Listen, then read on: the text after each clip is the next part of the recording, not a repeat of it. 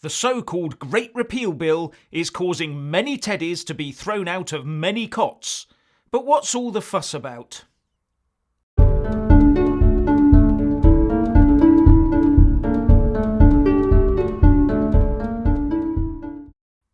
The Great Repeal Bill, or to give it its proper title, the European Union Withdrawal Bill, is a bridge.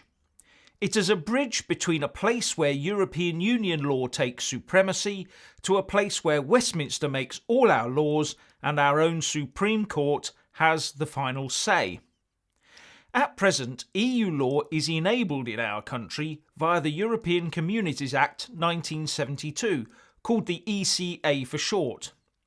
Without the ECA, EU law would have no validity in the UK, so the ECA has to be repealed in full before we can call ourselves properly free of the EU.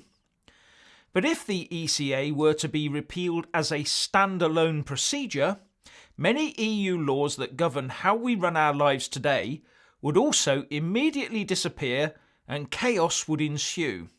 This is because the primacy of EU law in the UK is derived from the very existence of the ECA.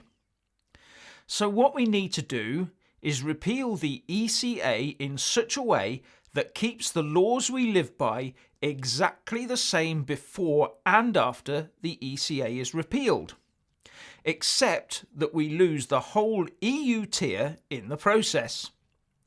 Our politicians can then change the law via Acts of Parliament in the normal way, but without having to check that it is EU law compliant first. And that is exactly what the Withdrawal Bill is designed to do.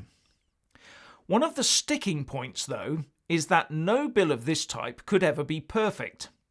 So the government has written a procedure into the Withdrawal Bill whereby ministers can deal with any problems arising by making subsequent regulations, with the aim of preserving the continuity of the law.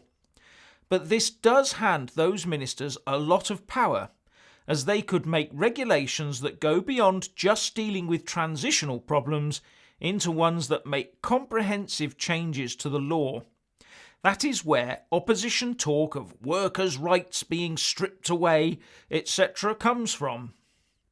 My response would be to tighten the wording down as far as possible to ensure that any such move by a minister would be so obviously ultra vires, or beyond their powers, so as to never be able to become law, although the wording does look pretty tight as it is written.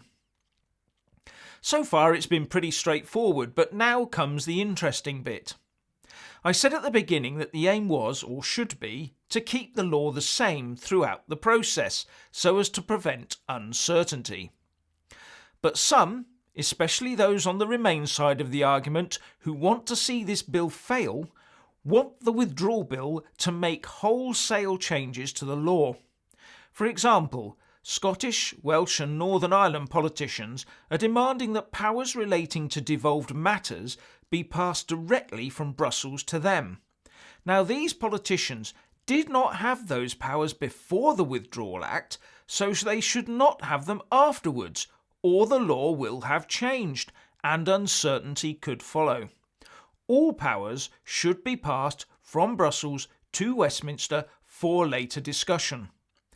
The trouble is that, after the mess the Tories made of the snap general election, the DUP and their own Scottish Conservatives are in a position to scupper the whole thing unless Theresa May agrees to hand over those powers. Not an ideal place to be. Next, those on the left are insisting that workers' rights are somehow enshrined in this Withdrawal Bill, which would in turn it into some sort of Bill of Rights, not just a simple legal bridge. And this is being seized upon by hardened Remainers like the Lib Dems as a way of bringing down the bill and the Prime Minister in their efforts to keep us in the EU.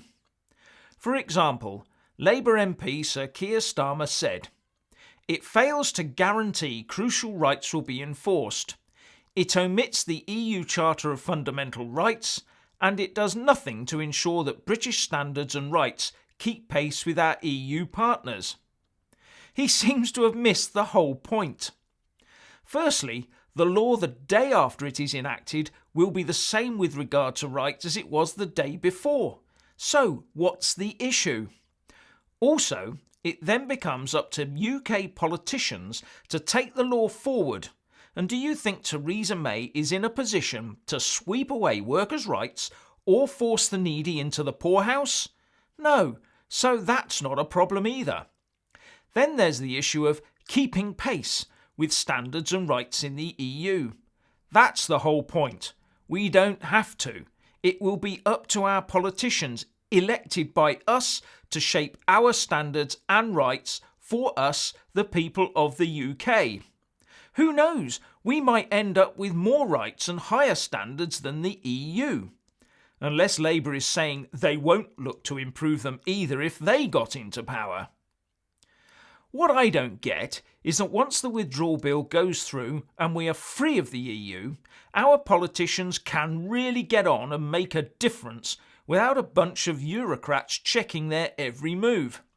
If I were in their shoes, I would be looking forward to this most liberating of opportunities. What are your thoughts on the Great Repeal Bill? Please leave a comment below. Thank you. Please do like and share this video, and also subscribe to my channel. And when subscribing, please do remember to press on the little bell next to the subscribe button. That way you'll get an alert every single time I put up a new video. Thank you very much for watching.